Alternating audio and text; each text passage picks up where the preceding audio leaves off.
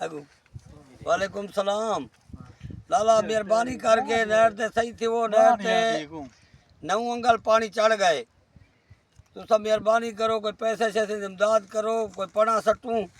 असा तो डी रात जेरे खड़ोते रोड़े दे लोग हियात भोचरा जे साढ़े वास्ते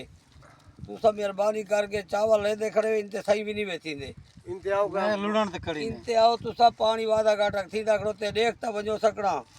हाजी आलम शेरोड़ी को मिलो उन्हां ना गाल करो मेहरबानी होसी तुआडी डंपर तुसा पहुंचो कोई डंपर शंपर सटे सू कुछ वापरे ना गाल करो मीला ले आए वदन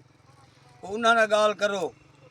जेरे लूड़ वैसी बात जेरे लूड़ वैसी बात तो आपको पता लग सी अगे ख्यारे वाले गट्टे ते कोई नहीं गया में लग गया है पानी आधे रहे तो एक बंदा ही नहीं भी आए मेहरबानी करके आज मौका ही नहीं है पानी छिकी खड़ोते कोई लाइन चलती पई है ते फुटा नेंदा खड़े बान मिट्टी ना हाँ बान फुटा लेंदा खड़े मिट्टी जरे डला लेंदा खड़ोते ने बान